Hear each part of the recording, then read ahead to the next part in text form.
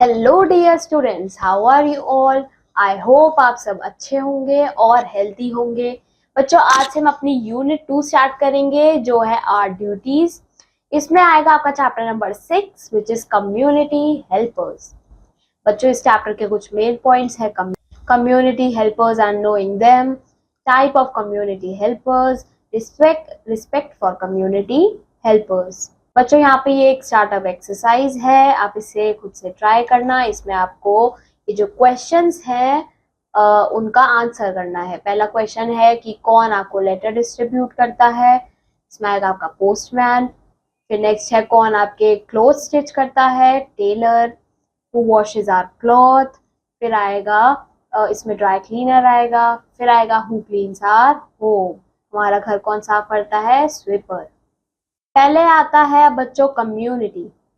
बच्चों, हम एक कम्युनिटी में रहते हैं। एक कम्युनिटी क्या होता है, ये ग्रुप ऑफ पीपल होते हैं जो कि एक साथ रहते हैं एक जगह पे, एक रीजन में और एक कंट्री में।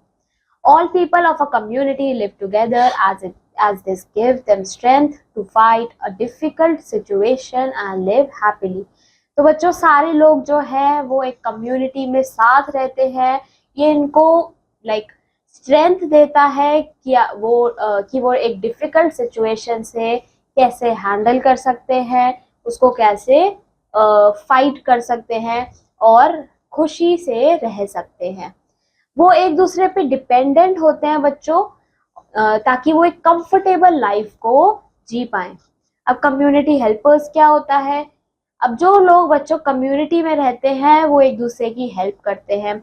ऑल्दो वो ये प्रोफेशन जो होता है, तो बच्चों वो ऑल्दो उनका वो प्रोफेशन होता है और उससे वो पैसे कमाते हैं। जैसे कि वो अब हमारी लाइफ को अपनी सर्विसेज के थ्रू इजी बना देते हैं। We can not do all things by ourselves, हम सारे काम खुद से बच्चों नहीं कर सकते।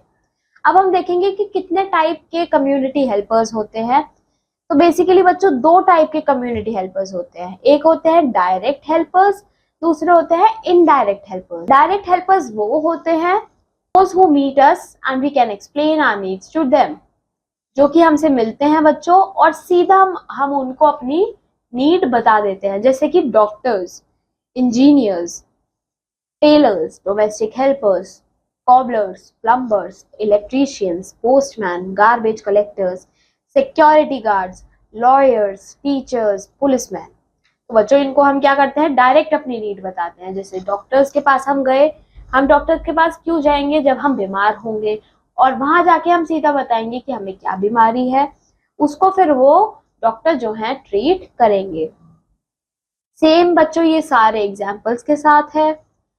Indirect helpers are not in our contact. Indirect helpers बच्चों हमारी कॉन्टैक्ट में नहीं होते, पर वो हमें दूसरी तरीकों से हेल्प कर रहे होते हैं। जैसे कि सोल्जर्स, अब सोल्जर्स बच्चों हम उनके कांटेक्ट में नहीं है, बट वो स्टिल हमारी जो कंट्री है उनको प्रोटेक्ट कर रहे हैं, हमें प्रोटेक्ट कर रहे हैं।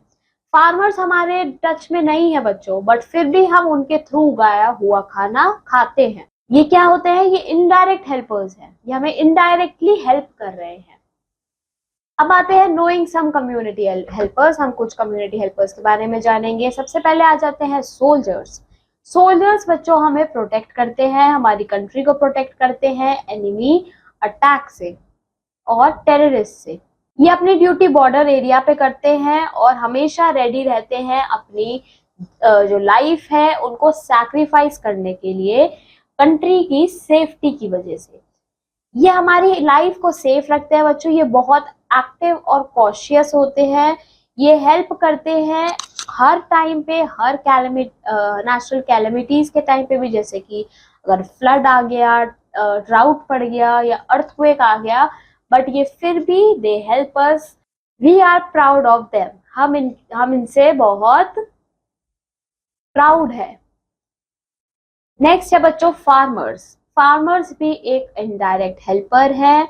ये अपनी फील्ड में काम करते हैं, धूप में काम करते हैं, बारिशों में काम करते हैं और हमारे लिए फूड को ग्रो करते हैं।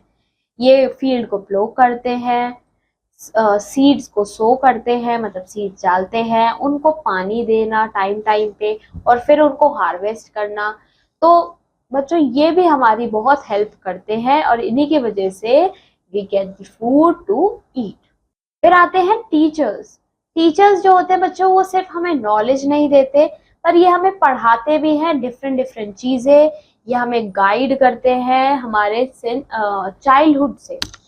फिर आ जाते हैं डॉक्टर्स। डॉक्टर हमें ट्रीट करते हैं जब हम अच्छा फील नहीं कर रहे होते, जब हम सिक होते हैं, इल होते हैं, तो ये हमें मेडिसिन प्रेस्क्राइब करते हैं जो कि हम लेके ठीक होते हैं।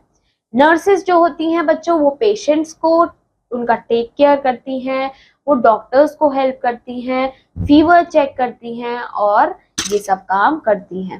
फिर आते हैं वेटेरिनरी डॉक्टर्स।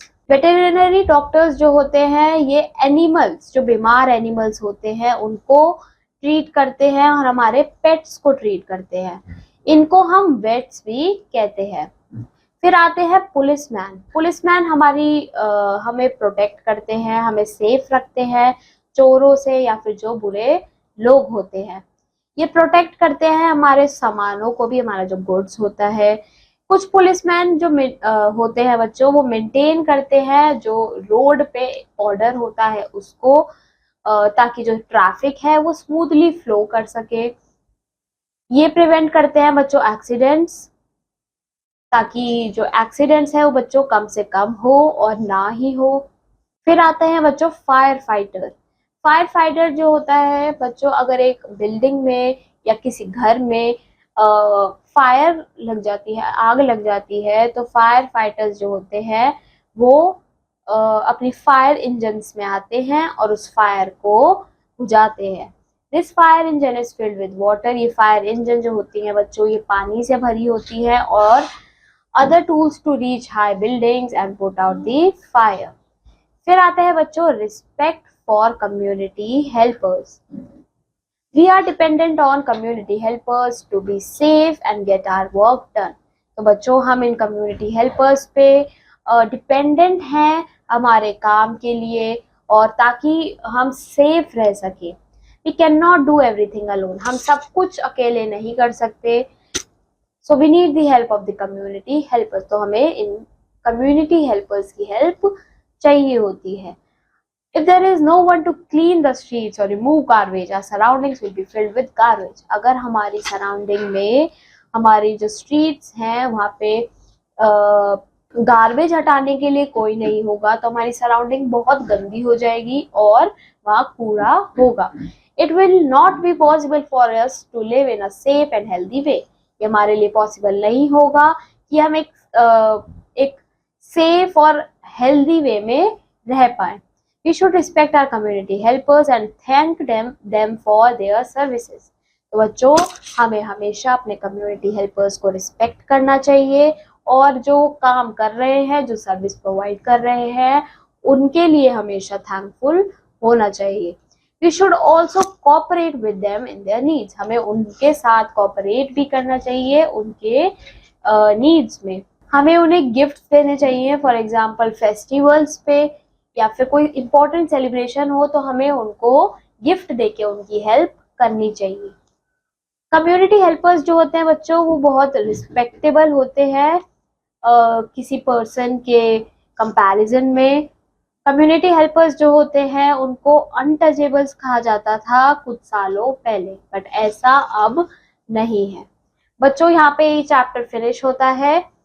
आई होप आपको ये चैप्टर अच्छे से समझ आया होगा। यहाँ पे जो न्यू वर्ड्स है, समरी है, आप इसे ट्राई करना, ये एक्सरसाइज को भी ट्राई करना और अब मैं आपको मिलूंगी आपके नेक्स्ट चैप्टर में। Till then keep learning, bye bye.